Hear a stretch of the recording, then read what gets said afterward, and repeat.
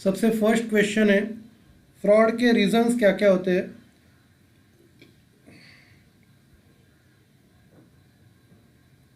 आधा घंटा टाइम दिया था, पढ़ाई किसने किया नहीं।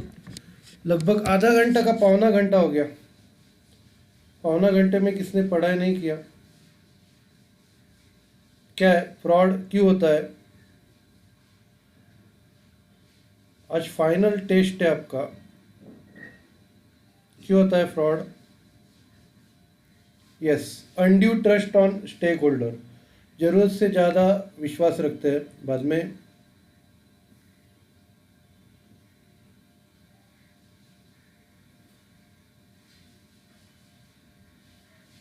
और क्या रीज़न है। सिस्टम डिवाइस फेलियर, सिस्टम या डिवाइस में कुछ फेलियर हो तो। उसके बाद टेंडेंसी टू टेक शॉर्टकट, लोगों को शॉर्टकट लेना की आदत रहती है। फिर फाइनेंशियल कंपल्शन, कुछ प्रॉब्लम आया रहेगा जिससे अपने को फाइनेंशियली कुछ करना पड़ता है। ओवर कॉन्फिडेंस, सिस्टम को निगलेक्ट करते हैं। तो ये रीज़न के वजह से फ्रॉड होता है। उसके बाद फ्रॉड को कैसे कम कर सकते हैं।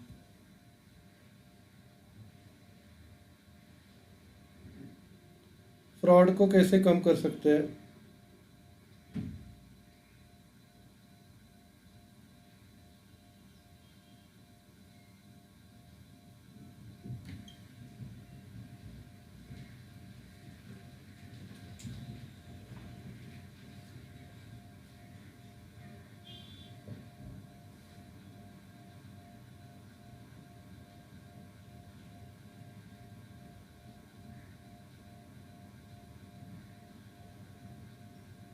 आज किसने पढ़ाई नहीं किया क्या।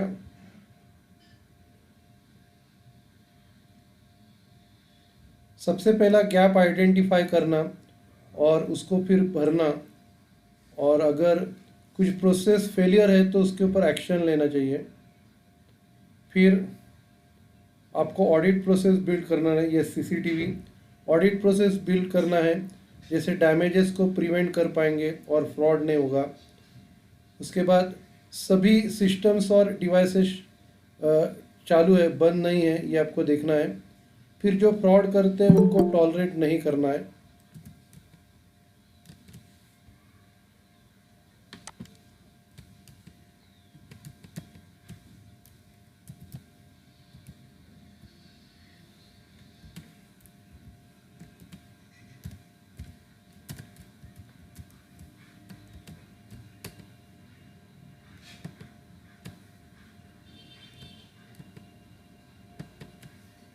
जो फ्रॉड करते हैं उनको टॉलरेट नहीं करना है। और ठीक है, अच्छा, फ्रॉड होने के चांसेस किधर किधर है। फ्रॉड होने के चांसेस किधर किधर है।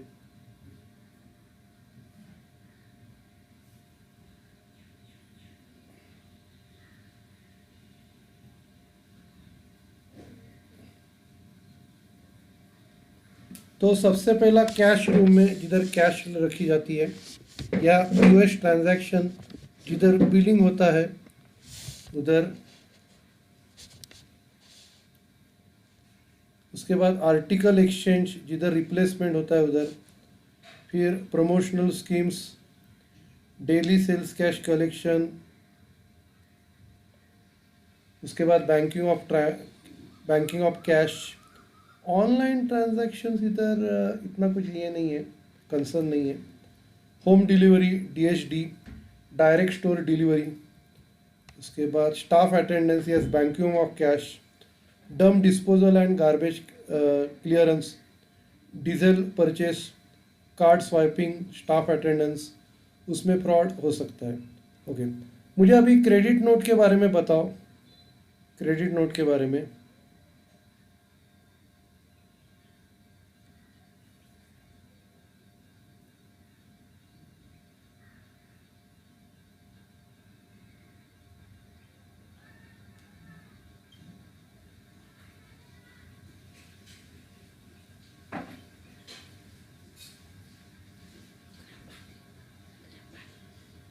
क्रेडिट नोट के बारे में बताओ।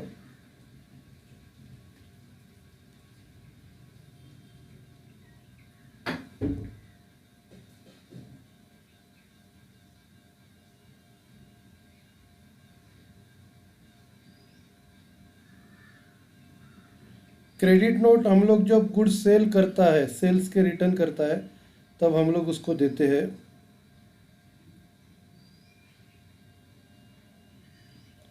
बाद में उसके डिटेल्स आपको सभी रजिस्टर में भरने हैं जो कस्टमर सर्विस डेस्क पे रखा रहता है। फिर आपको ओरिजिनल बिल के साथ रिटर्न लेना है, जो भी गुड्स वापस लेना है ओरिजिनल बिल के साथ लेना है। फिर एलपीओ ऑडिट करेगा, क्रेडिट नोट्स और रिफंड रिपोर्ट का हर दिन ऑडिट होता है, और कुछ प्रॉब्लम रहेगा तो वो रिपोर्ट करेगा स्टोर मैनेजर को, तो प्रॉब्लम सॉल्व करेगा। ओके,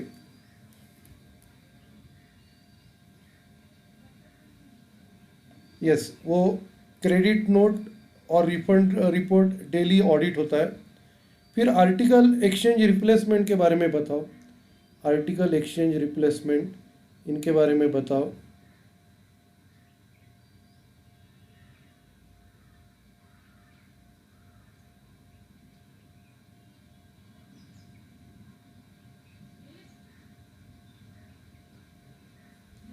स्क्रीन नहीं आएगा, आपका एग्ज़ाम चल रहा है ना, स्क्रीन काय को चाहिए, एग्ज़ाम है। आवाज़ आ रहा है ना?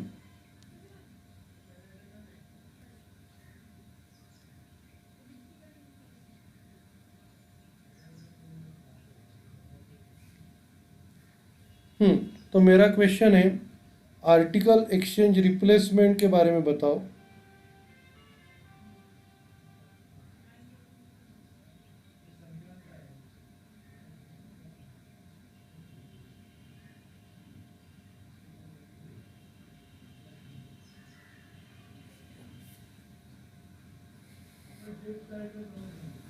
बताओ मुझे आर्टिकल एक्सचेंज रिप्लेसमेंट के बारे में।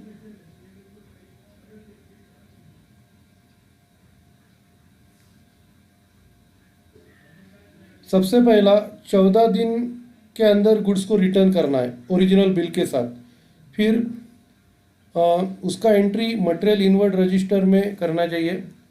फिर उसका डॉकेट बनाया जाता है, डॉकेट के ऊपर स्टोर मैनेजर के सिग्नेचर होते हैं, कस्टमर के सिग्नेचर होते हैं, और ये आपको स्टोर्स मैनेजर के आईडी पे करना है।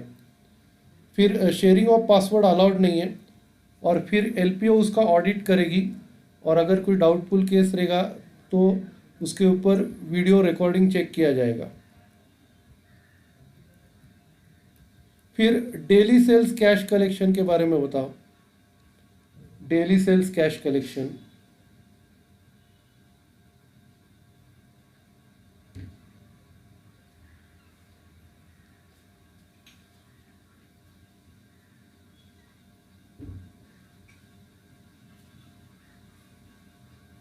डेली सेल्स कैश कलेक्शन के बारे में, जब भी डे एंड होता है या शिप चेंज हो जाती है तो पीओएस और ईडीसी क्लोजर प्रोसीजर आपको फॉलो करनी है।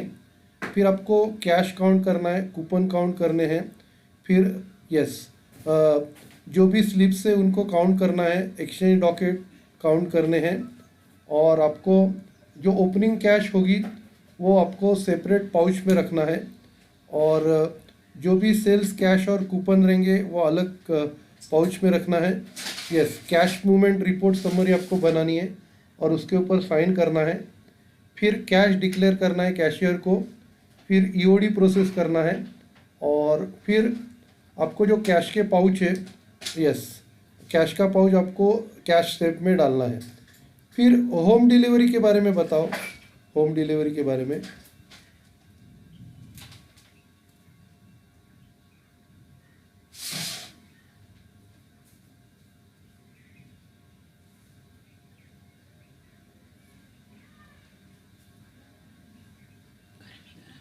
होम डिलीवरी के बारे में बताओ।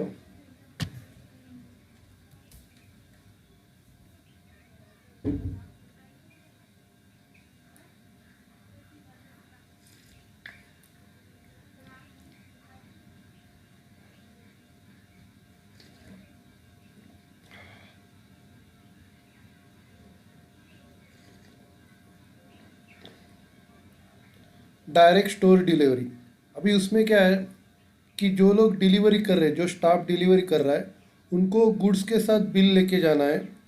फिर जब वो रिटर्न आते हैं तो उसके पास जितना भी कैश है वो चेक करना है। बाद में फिर उसको डिक्लेयर करना है, जब वो जा रहा है उस टाइम भी कैश डिक्लेयर करना है और आते टाइम भी कैश डिक्लेयर करना है। फिर जो भी आइटम्स है उसको 100% चेक करना है। फिर आने के बाद कैश डिक्लेरेशन करना है। उसके बाद स्टाफ को कैश डिपॉजिट करना है और फिर स्टाफ मूवमेंट रजिस्टर में एंट्री करना है। और इसके लिए होम डिलीवरी बिल लगते हैं जो अलग रहते हैं, और कुछ प्रॉब्लम रहेगा तो फिर उसके ऊपर स्टोर्स मैनेजर इन्वेस्टिगेट करेगा। ओके,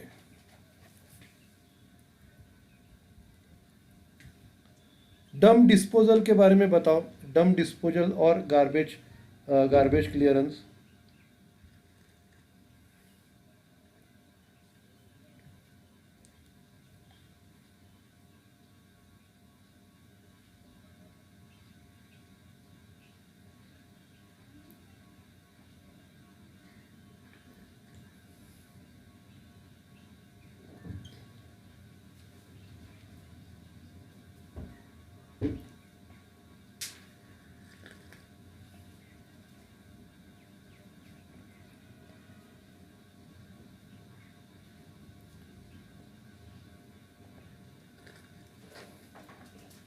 डीजल परचेस इधर किधर आ गया? डीजल परचेस तो चला गया, बहुत पहले का आइटम था।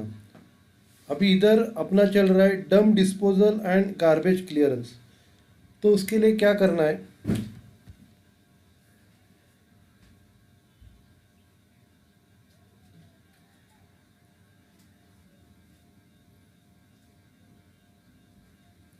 तो त्याची रिफ्लेक्शन इकडे पडते, त्याचा व्हिडिओ इथे पडतो, स्क्रीन दिसत नाही मला काही। ओके, तो आपको डम डिस्पोजल करते टाइम जो भी प्रोसीजर बोला गया वो फॉलो करना है।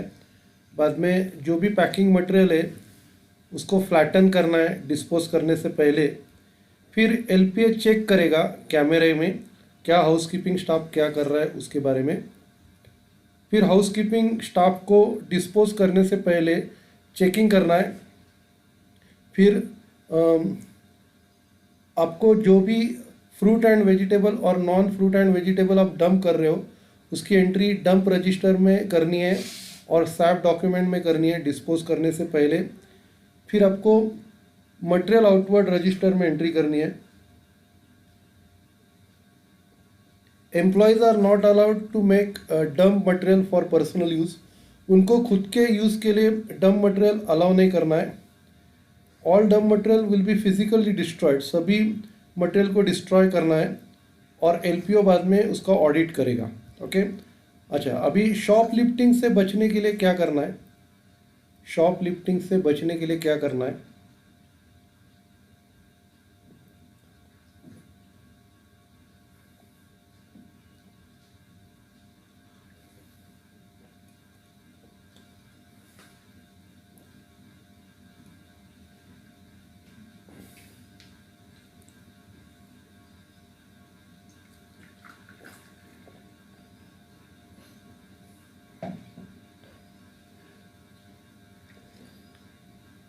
सबसे पहला बीओएच के डोर्स क्लोज होने चाहिए पीक आवर्स में। बाद में जो डिपार्टमेंट बीओएच के बाजू में है उसको रिस्पॉन्सिबिलिटी देनी चाहिए बीओएच के उधर क्या क्या हो रहा है चेक करने की। फिर आपको उन विजिटर्स के ऊपर नज़र रखनी है जो कुछ परचेस करते नहीं हैं या कुछ कम परचेस करते हैं और वो कैश पे करते हैं ट्रांजैक्शन के अगेंस्ट। बाद में स्टोर में सीसीटीवी ब्लॉक नहीं होना चाहिए या बीओएच में सीसीटीवी ब्लॉक नहीं होना चाहिए। फिर अगर हाई वैल्यू स्टॉक रहेगा तो आपको स्टोर मैनेजर के केबिन में रखना है, जिधर जगह रहेगी उसके उधर। फिर आपको क्रिटिकल इंसिडेंट रिपोर्टिंग प्रोसेस के बारे में स्टाफ को एजुकेट करना है। बाद में ensure that concept of everyday SLP is followed as an ongoing process in an stores। तो आपके स्टोर्स में हर दिन एसएलपी चल रहा है, ये ऑनगोइंग प्रोसेस स्टोर्स में चलनी चाहिए।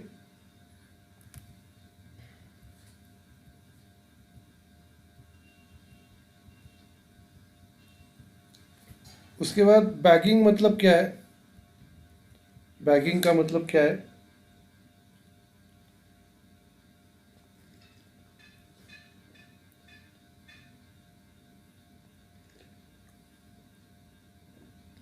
बैगिंग का मतलब बैगिंग का मतलब बिल बनाने के बाद कस्टमर के बैग भरना। Bagging is the process of putting products purchase by customer into bags properly after billing. तो और ये जो बैग्स रहते हैं वो चार्जेबल रहते हैं, फ्री नहीं रहते, और उनको कस्टमर्स को फ्री देने का नहीं है। फिर उसके लिए गाइडलाइंस क्या है, रूल्स एंड रेगुलेशंस। बैगिंग के लिए गाइडलाइंस क्या है?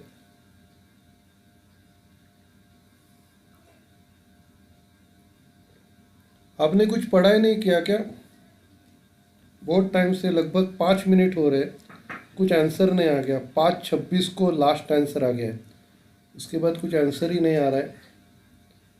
बताओ मुझे बैगिंग के क्या गाइडलाइंस है, बैगिंग के रूल्स एंड रेगुलेशन क्या है?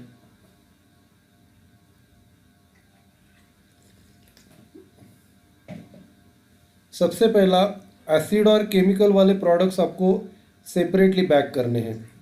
बाद में फ्रूट वेजिटेबल या ड्राई मर्केंडाइज रहेंगे, उनको भी सेपरेट पैकिंग कर बैगिंग करना है। बाद में कुछ टैग वगैरह रहेंगे तो आपको निकालने हैं। उसके बाद आपको बैग का 3/4 एरिया भरना है।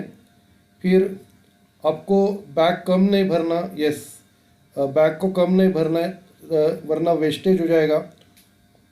ओवरलोडिंग भी नहीं करना है, वरना बैग फट सकता है। फिर फूड और नॉन फूड सेपरेटली पैक करना है।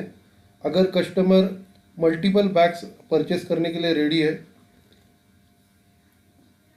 बाद में हार्ड आइटम्स पहले रखने बैग में, बाद में सॉफ्ट डेलिकेट आइटम्स वो बाद में रखने हैं। बाद में बैगिंग एक्टिविटी कैसे करनी है, कैशियर को बैगिंग एक्टिविटी कैसे करनी है?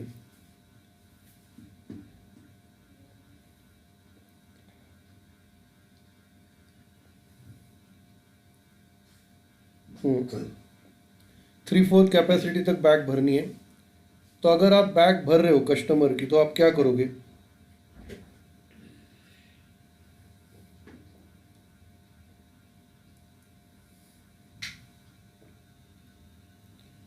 Fill bag optimally. सबसे पहला प्रोडक्ट्स को ग्रुप करना है। ग्रुप करने के बाद आपको बैग में प्रोडक्ट डालना है। फिर आपको बैग कस्टमर के हवाले करना है, और फिर आपको स्माइल करके कस्टमर को थैंक्स बोलना है।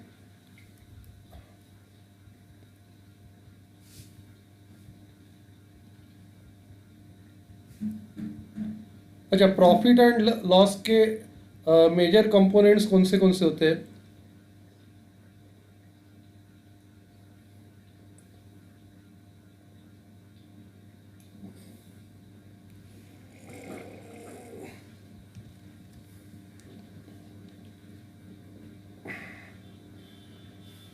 नेट सेल्स बराबर है आगे,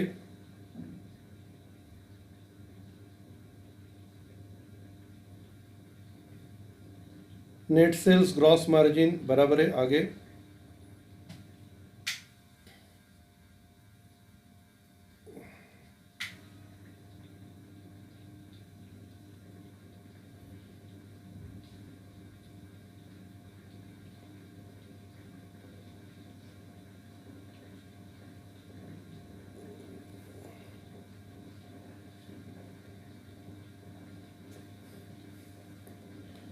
फिर gross margin, commercial gross margin, after marketing delivered gross margin, store operating, yes, retail contribution.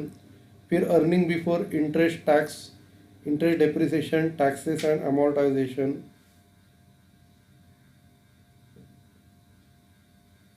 उसके बाद सेल्स का मतलब क्या है?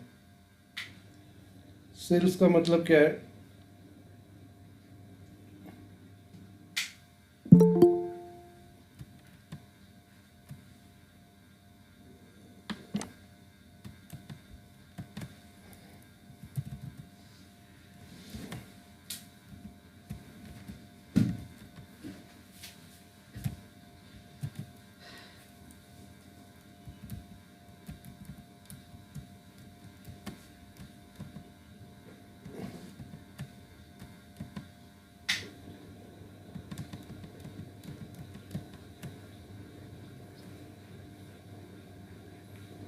सेल्स मतलब आफ्टर टैक्स, सेल्स का मतलब है आफ्टर टैक्स होनी चाहिए।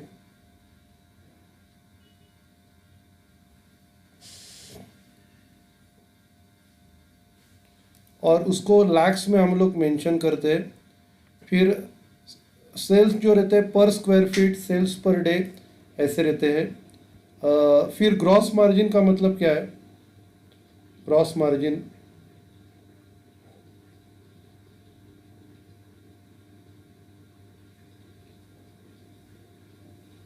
ग्रॉस मार्जिन का मतलब क्या है?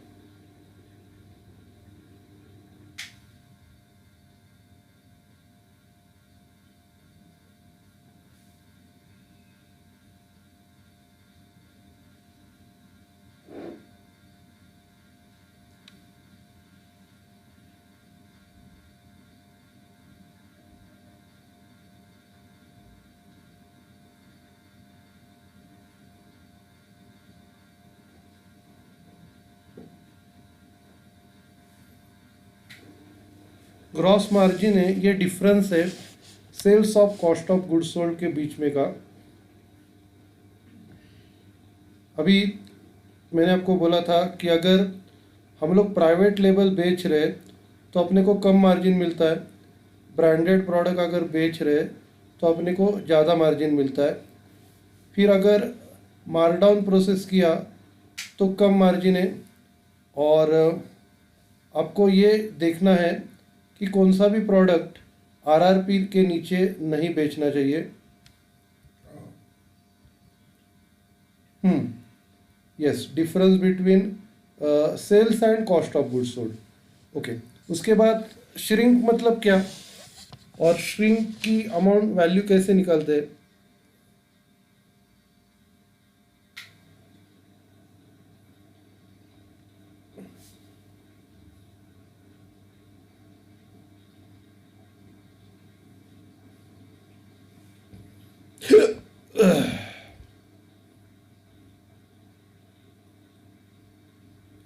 श्रिंक का मतलब जो स्टॉक की बुक वैल्यू है और फिजिकल स्टॉक, ये दोनों का डिफरेंस। और ये डिफरेंस क्यों है, इसका रीज़न हम लोग बता नहीं सकते।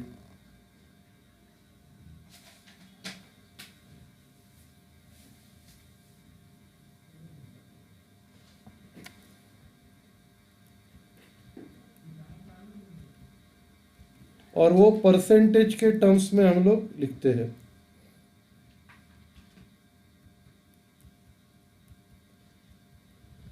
ओके, ऑपरेटिंग एक्सपेंसेस के कौन से आइटम्स है, एलिमेंट्स? ऑपरेटिंग एक्सपेंसेस के कौन से एक्सपेंसेस है?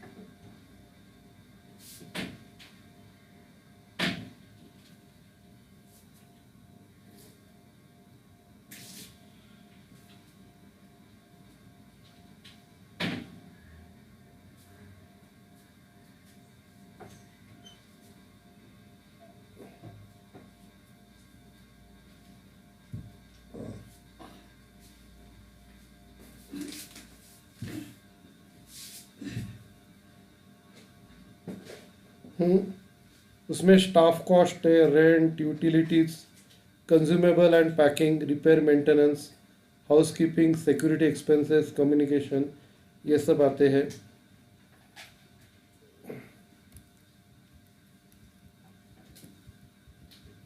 Bank finance charges, other expenses.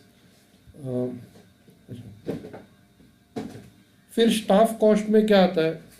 Staff out going cost ranging of the products. Okay, staff cost में क्या आता है? स्टाफ कॉस्ट में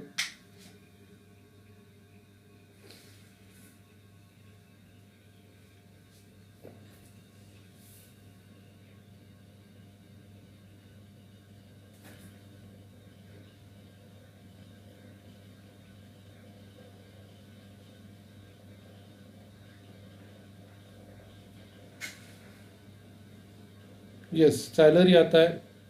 उसके बाद रेंट में क्या क्या आता है? स्टाफ कॉस्ट में सैलरी आता है। रेंट में क्या क्या आता है? Yes, incentive paid staff cost में आता है। रेंट में क्या क्या आता है?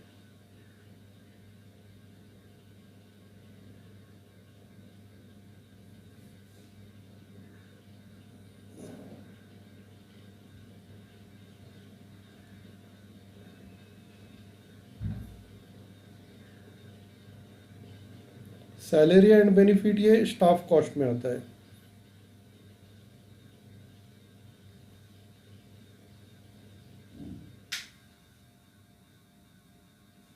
रेंट में रेंट जो लैंडलॉर्ड के पे कर रहे हैं वो आता है। उसके बाद जो म्यूनसिपल टैक्सेस पे कर रहे हैं वो आता है।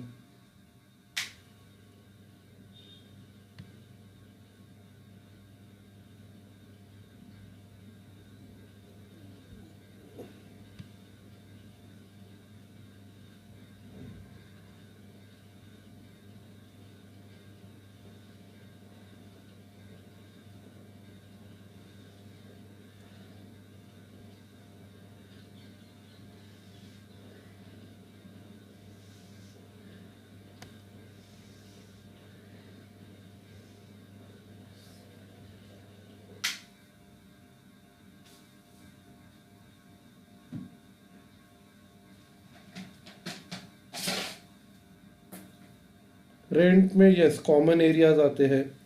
ओके, ऑपरेशन कंज्यूमेबल में क्या आता है? ऑपरेशन कंज्यूमेबल में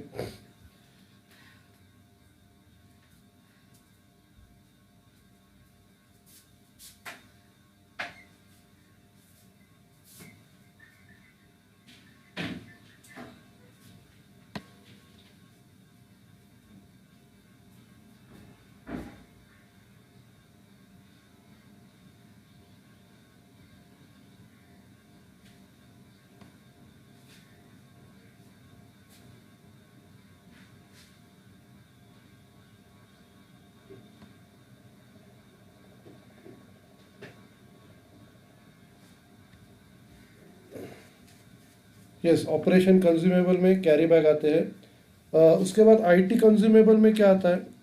आईटी कंज्यूमेबल में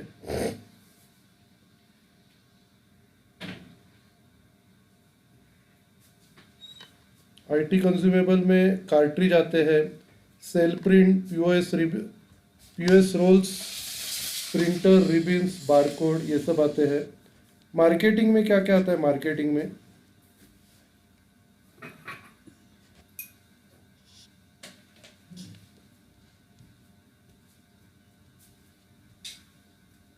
मार्केटिंग में प्रोमो सेल आते हैं। उसके बाद एफएम फैकल्टी मैनेजमेंट में क्या आता है? फैकल्टी मैनेजमेंट में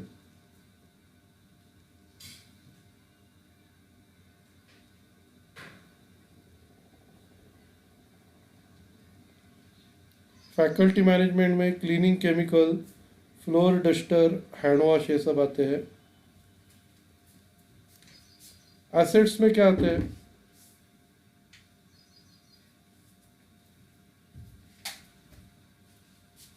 एसेट्स में ट्रॉली आते हैं।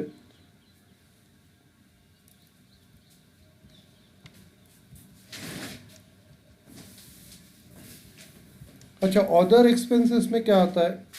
अदर्स में क्या क्या आते हैं? अदर्स में क्या क्या आता है?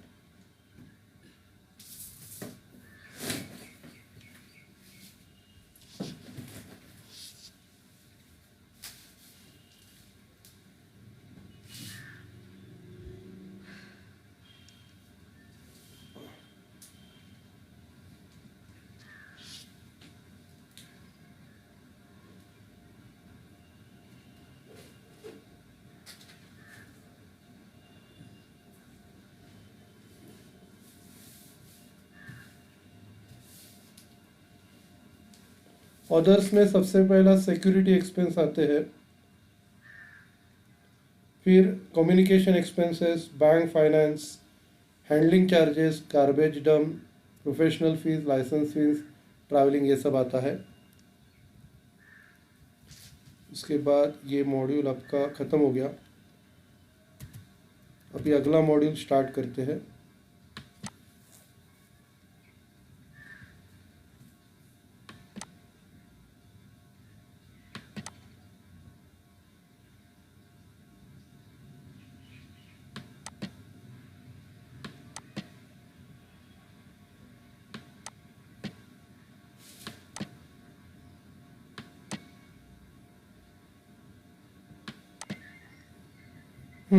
अच्छा, रिलायंस ट्रेंड्स के बारे में बताओ। रिलायंस ट्रेंड्स के बारे में क्या मिलता है रिलायंस ट्रेंड्स में?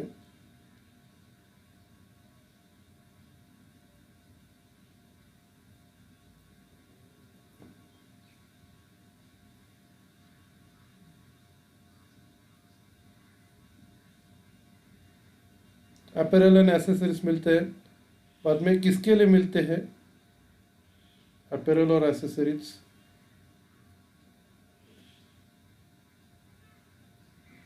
मेन, वुमेन और चिल्ड्रन के लिए मिलते हैं।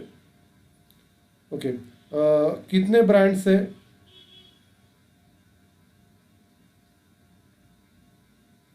100 ब्रांड्स है, जिसमें नेशनल, इंटरनेशनल और प्राइवेट लेबल्स है।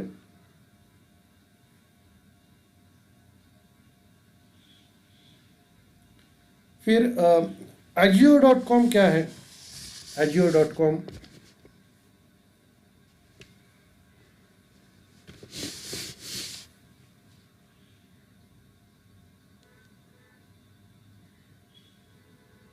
Ajio.com क्या है?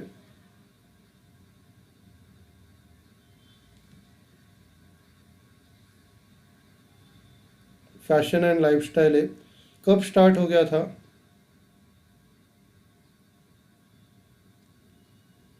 अप्रैल 2016 में। और उसमें क्या, कौन से ब्रांड है उसमें? उसमें कौन से ब्रांड है?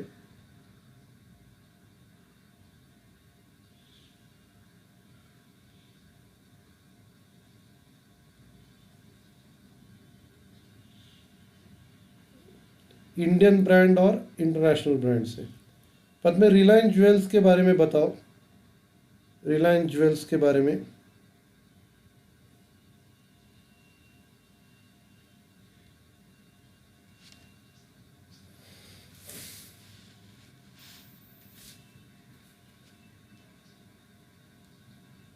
रिलायंस ज्वेल्स के बारे में बताओ।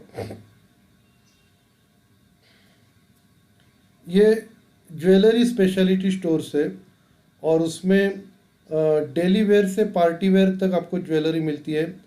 कस्टमाइज ज्वेलरी डिज़ाइनिंग है, और उसके 77 शॉप्स है और 87 सिस्टर कंसर्न है। बाद में रिलायंस मार्केट के बारे में बताओ। रिलायंस मार्केट के बारे में।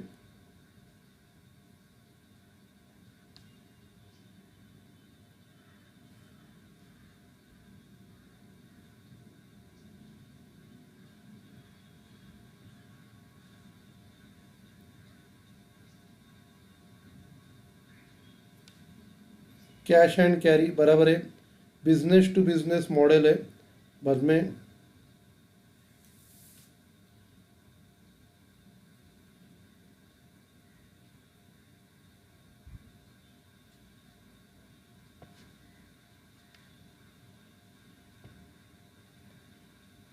Small and business size business, ये कस्टमर्स है। प्रोडक्ट क्या क्या है? Grocery, apparel, dairy, footwear, bakery, CDIT and electronics, FMCG, essential non-food, toys, fruit and vegetable, home improvement, auto accessories, और टोटल 47 शॉप्स है। अच्छा, रिलायंस का ब्रांड बताओ जो इंटरनेशनली उन्होंने एक्वायर किया था। इंटरनेशनल जो ब्रांड एक्वायर किया है उसका नाम क्या है?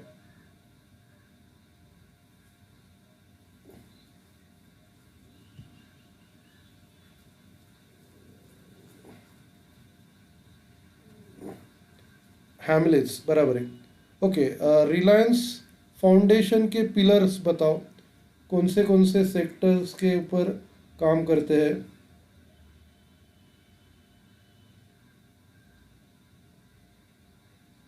Health, education, rural transformation, sports, disaster development, arts and culture, urban renewal, ये सेक्टर्स पे ध्यान देते हैं।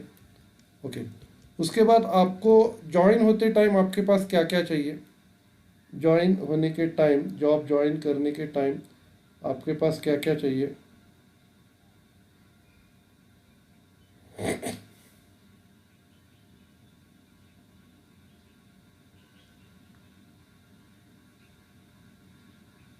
एप्लीकेशन फॉर्म, बाद में एप्लीकेशन फॉर्म, ज्वाइनिंग रिपोर्ट, और क्या क्या चाहिए?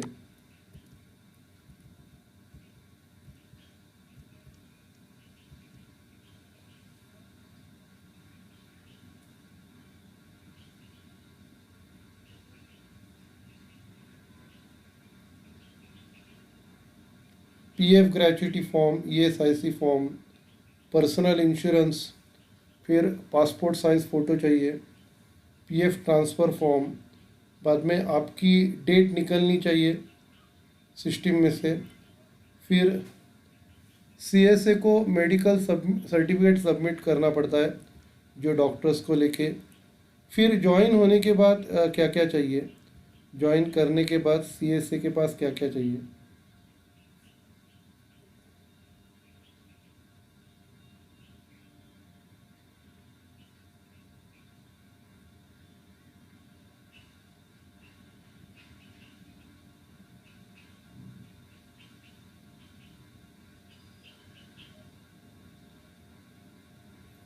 10 का सर्टिफिकेट मार्कशीट, बर्थ सर्टिफिकेट, 11 का 10 सर्टिफिकेट मार्कशीट, डिग्री का सर्टिफिकेट मार्कशीट चाहिए, फिर और कुछ सर्टिफिकेट रहेगा तो वो चाहिए, पासपोर्ट चाहिए, एड्रेस प्रूफ, बाद में जो भी लेटर्स मिले रहेंगे पिछले एम्प्लॉयज़ से वो चाहिए।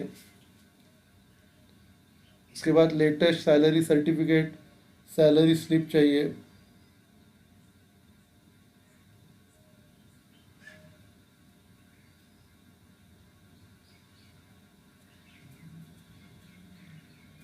फिर आपको अकाउंट ओपन करना है ICICI, HDFC से, फिर पैन कार्ड चाहिए।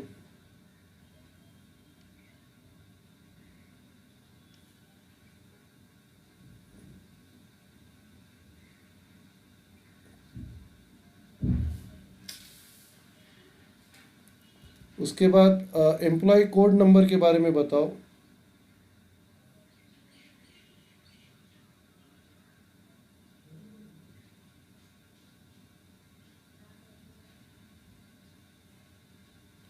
एम्प्लॉय कोड नंबर के बारे में बताओ।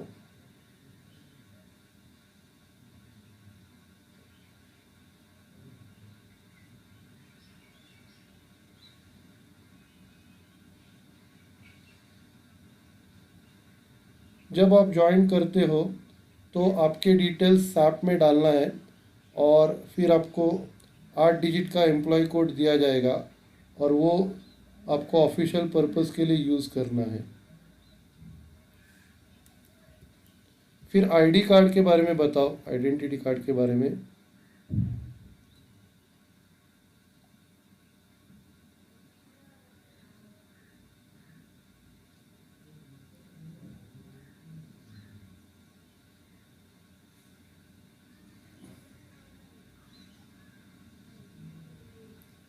जब आप ज्वाइन करते हो तो आपको देना है फ़ोटोग्राफ के साथ। बाद में अगर कार्ड लॉस हो गया तो आपको इशूइंग अथॉरिटी को बताना है।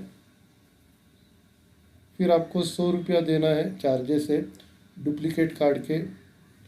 फिर स्टोर एलोकेशन कैसे होगा,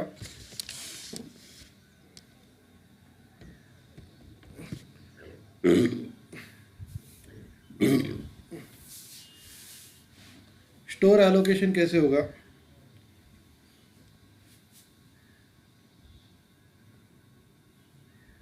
मोस्ट प्रोबेबली आपको घर के नज़दीक स्टोर्स मिलता है अगर उधर वैकेंसी होगी तो, वरना आपको जिधर वैकेंसी है उधर प्लेस किया जाएगा और जो HR स्टोर्स मैनेजर बताएगा वो काम आपको करना है। फिर स्टाफ यूनिफॉर्म के बारे में बताओ, स्टाफ यूनिफॉर्म के बारे में।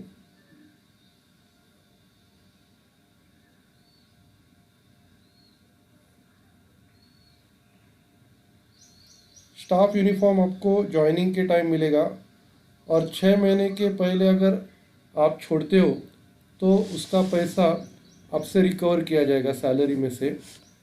बाद में आपके राइट्स क्या क्या है, आपके राइट्स क्या क्या है।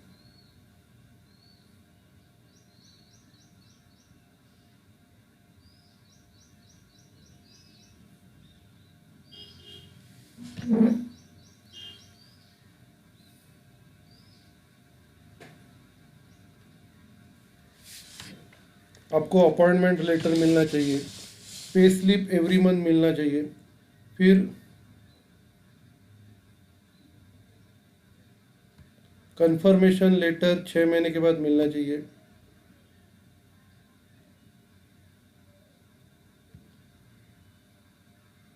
फिर आपको ID कार्ड ज्वाइनिंग के टाइम मिलना चाहिए। बाद में स्टाफ वर्किंग आवर्स के बारे में बताओ।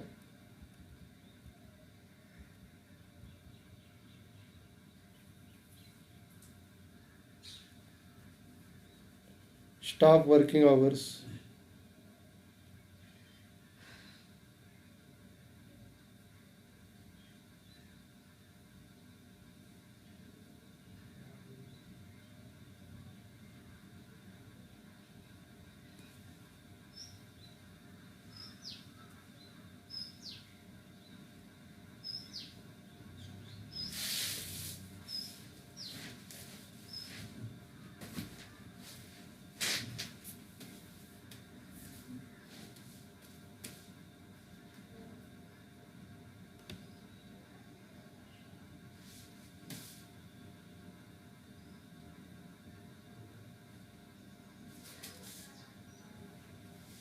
8 घंटा है, 7 से 10 स्टोर का टाइम रहता है। 8 घंटा और आधा घंटा आपका लंच टाइम है। फिर चाय 2 बार रहता है, तो टोटल 9 घंटा काम रहता है। शिफ्ट का टाइम क्या रहता है, शिफ्ट का टाइमिंग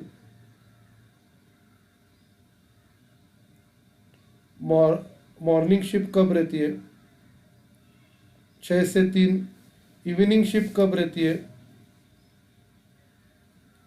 इवनिंग शिफ्ट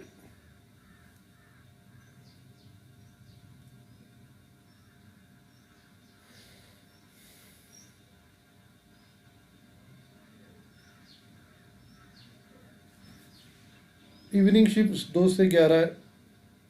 उसके बाद वीक ऑफ कब रहता है, वीक ऑफ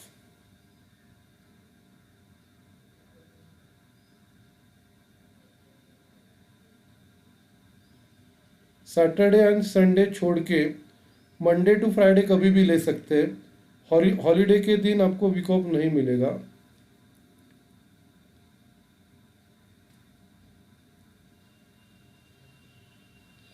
वो रिलायंस फ्रेश और रिलायंस स्मार्ट है, दोनों का टाइमिंग सेम ही है। रिलायंस फ्रेश और रिलायंस फ्रेश दोनों का टाइम सेम ही है। दो शॉप के नाम है, स्टोर्स के नाम है वो। बाद में सैलरी कब दी जाती है, कौन से दिन सैलरी दी जाती है।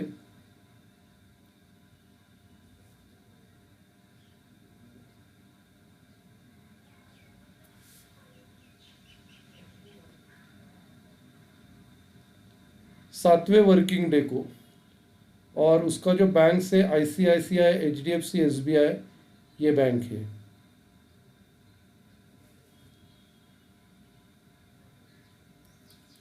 अच्छा, अटेंडेंस के बारे में बताओ, अटेंडेंस के बारे में बताओ।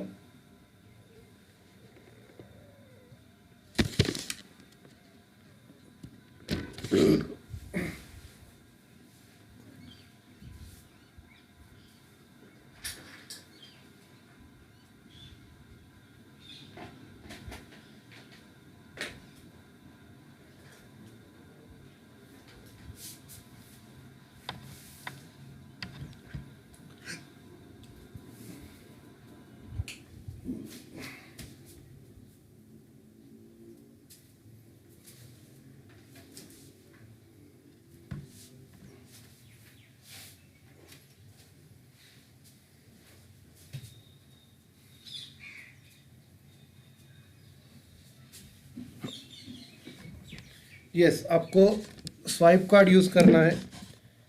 बाद में 15 मिनट तक ग्रेस टाइम अलाउड है। उसके बाद कुछ प्रॉब्लम रहेगा तो स्टोर्स मैनेजर को आपको रिक्वेस्ट करनी है। फिर अटेंडेंस का साइकिल है 1st से 31st of the current month. उसके बाद लीव्स के बारे में बताओ, लीव्स के बारे में।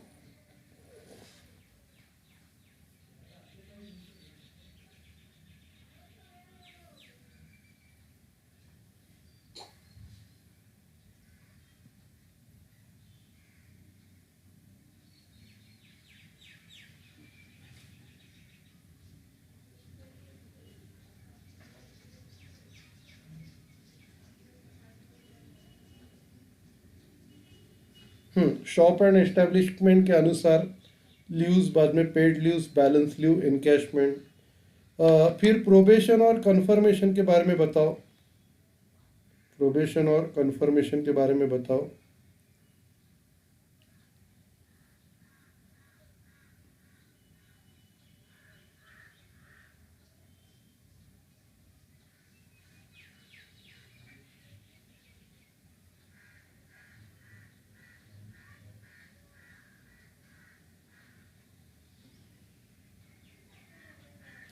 प्रोबेशन 6 महीने का होता है, उसके बाद वो कंफर्म किया जाता है सिस्टम में।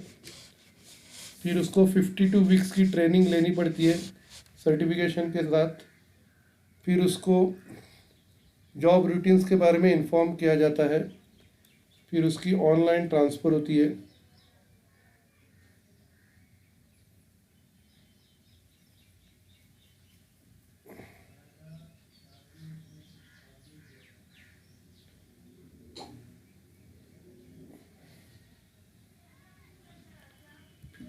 फिर उनकी ऑनलाइन ट्रेनिंग होती है और करियर उनका प्रोग्रेस करता है। फिर मुझे बताओ, सैलरी में से क्या क्या डिडक्ट होता है, सैलरी में से क्या क्या डिडक्ट होता है।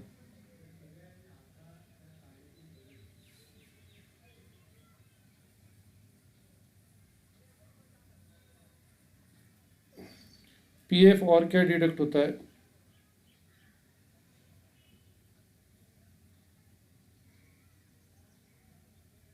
ESI, PF 12% और ESI 1.75%। ओके, ESI कितने सैलरी तक मिलता है अपने को, सैलरी का लिमिट क्या है।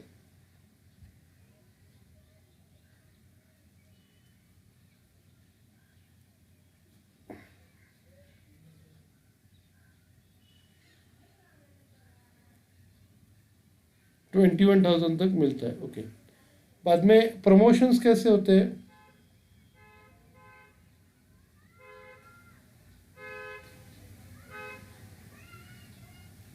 आपको प्रमोट किया जाता है कस्टमर सर्विस एसोसिएट और बिजनेस डेवलपमेंट एसोसिएट्स तक प्रमोशन किया जाता है।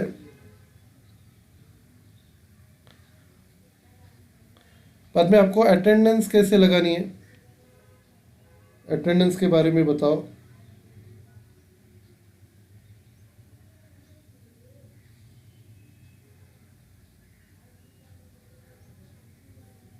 अटेंडेंस बायोमेट्रिक, हर आदमी को अपनी अटेंडेंस लगानी है स्वाइप करके। अगर स्वाइप नहीं करेंगे तो पेमेंट नहीं मिलेगा। बाद में दूसरों की प्रॉक्सी नहीं लगानी है। फिर जो रोस्टर पे टाइम लिखा रहेगा उसके अनुसार आपको काम करना है। फिर अच्छा, एम्प्लॉयर का कितना कंट्रीब्यूशन रहता है पीएफ का? एम्प्लॉयर का पीएफ कंट्रीब्यूशन कितना है?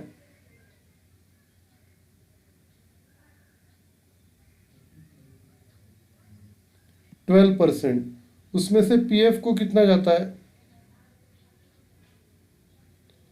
12% में से पीएफ को कितना जाता है प्रोविडेंट फंड को?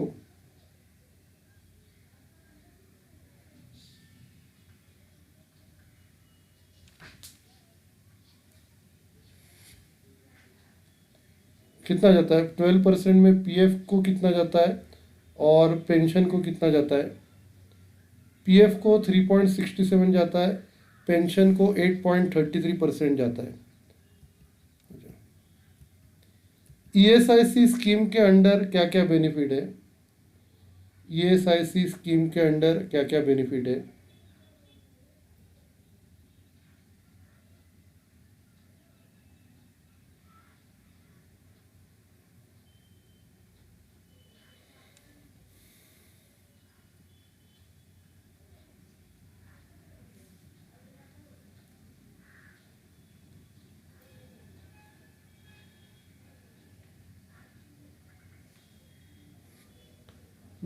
ईएसआई में अपने को sickness benefit, medical benefit, maternity benefit, disablement benefit, dependent benefit, ये सब मिलता है।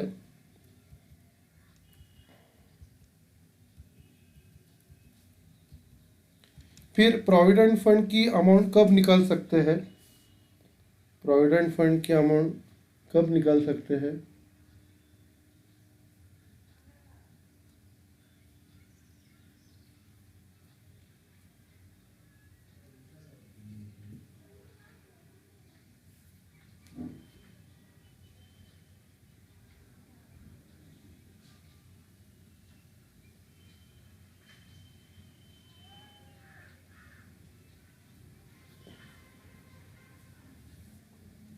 सबसे पहला, घर परचेस करने का रहेगा तो 5 महीना 5 साल सर्विस होनी चाहिए।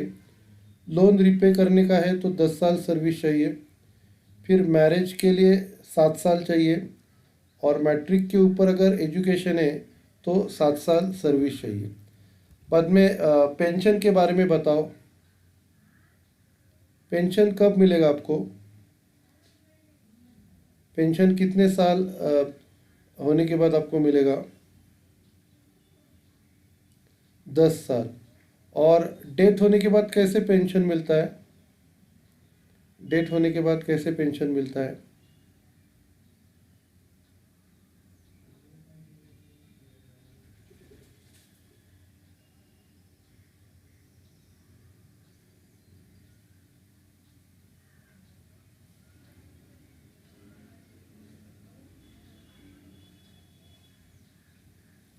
फैम कैसे मिलेगा? यस, नॉमिनेटेड मेंबर्स से मिलेगा।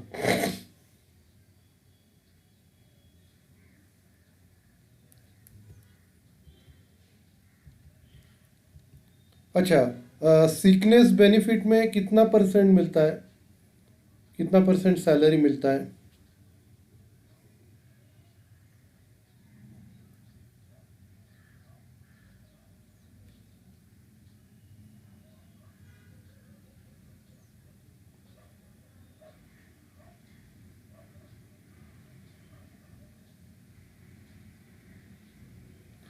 सेवेंटी परसेंट मिलता है। और कितने डेज तक मिलता है?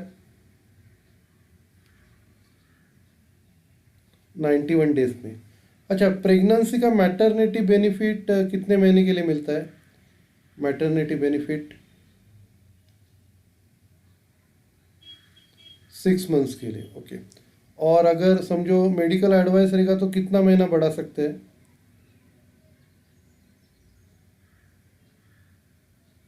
1 महीना आगे बढ़ा सकते हैं। ओके। फनरल एक्सपेंसेस कितने मिलते हैं अपने को? क्रियाकर्म करने के लिए कितने एक्सपेंसेस मिलते हैं? 10,000 रुपये।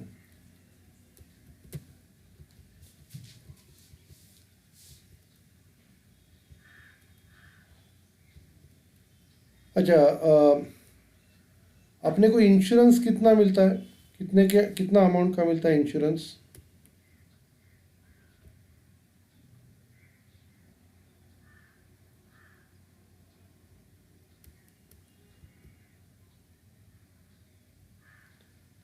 इंश्योरेंस कितने का मिलता है?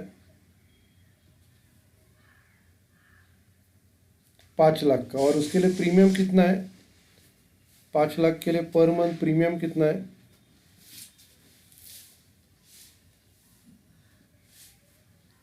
22 रुपया पर मंथ। और एक्सीडेंटल इंश्योरेंस कितना मिलता है?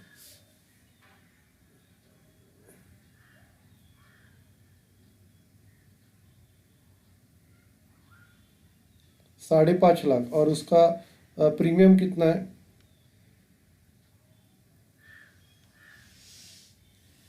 5.5 लाख का एक्सीडेंट इंश्योरेंस के लिए प्रीमियम कितना है? 0। ओके। बाद में आपको ऑफिस में कैसे आना है?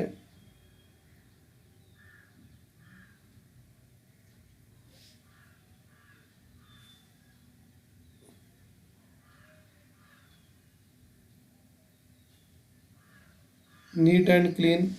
बाद में आपको हर दिन टीथ ब्रश करना है, टीथ क्लीन एंड पॉलिश करना है। उसके बाद यूनिफॉर्म हर दिन वॉश करना है और पहनना है। बाद में हर दिन हेयर कॉम्ब करना है। फिर आपको नहा के ऑफिस में आना है। फिर मेन के लिए ग्रूमिंग स्टैंडर्ड क्या क्या है? मेन के लिए, आदमी लोगों के लिए ग्रूमिंग स्टैंडर्ड क्या क्या है?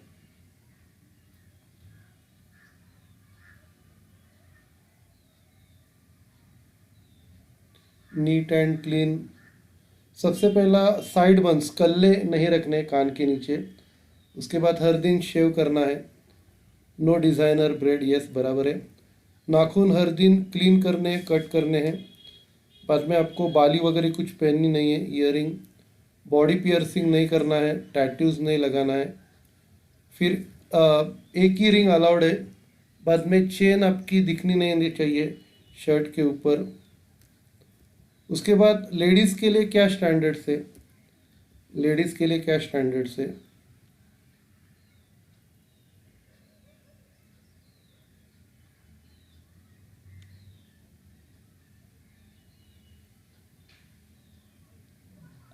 लेडीज़ के लिए सबसे पहला हेयर कॉम होने चाहिए। फिर कानों में एक ही ईयरिंग अलाउड है। फिर एक ही बैंगल अलाउड है, ग्लास के बैंगल्स अलाउड नहीं है। एक स्मॉल बिंदी लगा के आना है। फिर हाई हील शूज़ नहीं डालने हैं। नेल्स क्लीन कर रखने हैं। और लाइट कलर की नेल पॉलिश और लिपस्टिक लगानी है। पर में आपसे क्या एक्सपेक्टेशन है? आपसे क्या एक्सपेक्टेशन है?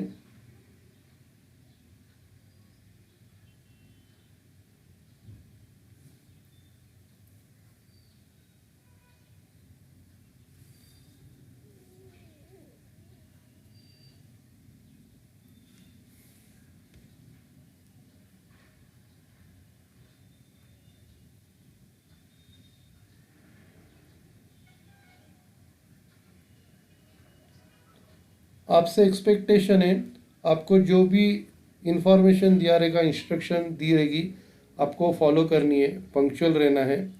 बाद में आपको कस्टमर्स और कलीग्स के साथ अच्छी तरह बर्ताव करना है।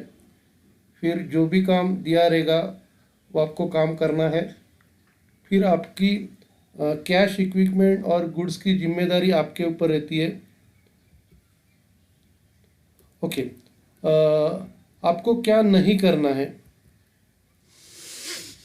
आपको क्या नहीं करना है?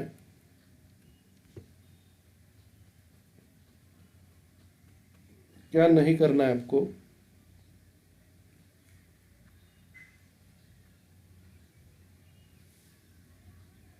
ग्रेजिंग, चोरी वगैरह नहीं करना है। बाद में दूसरों का कार्ड स्वाइप नहीं करना है, प्रॉक्सी नहीं लगाना है। बाद में 3 दिन से ज़्यादा आपको बिना बताए एब्सेंट नहीं रहना है। फिर आपको एब्सेंटिज्म या लेट कमिंग की आदत नहीं लगनी चाहिए। फिर स्टोर्स का कैश पर्सनल यूज़ के लिए यूज़ नहीं करना है, पर्सनल पर्पज़ के लिए। बाद में खाना पीना शॉप फ्लोर पे अलाउड नहीं है। फिर मनी लेंडिंग बिजनेस अलाउड नहीं है। फिर दारू पी के आना अलाउड नहीं है। सोना अलाउड नहीं है। फिर कुछ गिफ्ट वेंडर या कस्टमर से लेना अलाउड नहीं है। गैम्बलिंग अलाउड नहीं है। फाइट डिस्प्यूट्स अलाउड नहीं है। फिर प्रेस मीडिया के सामने कुछ कम्युनिकेशन करना अलाउड नहीं है। कॉन्फिडेंशियल मैटर बताना अलाउड नहीं है। फिर स्मोकिंग करना थूकना अलाउड नहीं है। फ़ोटोग्राफ लेना अलाउड नहीं है। फिर मोबाइल हमेशा साइलेंट रखने का, उसका रिंगिंग मोड पे अलाउड नहीं है। फिर वॉकमैन और आईपॉड यूज़ करने के लिए अलाउड नहीं है। फिर पर्सनल कॉल रिसीव या कॉल करना अलाउड नहीं है, मेक और रिसीव पर्सनल कॉल। तो ये सब आप करोगे तो आपके अगेंस्ट एक्शन लिया जाएगा और आपको निकाला भी जा सकता है। और जो भी अगर आपके वजह से गुड्स या पैसे का लॉस हो रहा है तो आपके सैलरी से रिकवर किया जाएगा। ठीक है, तो अभी सेशन हम लोग ख़त्म करते हैं। सबसे पहला एक फ़ोटो निकालते हैं।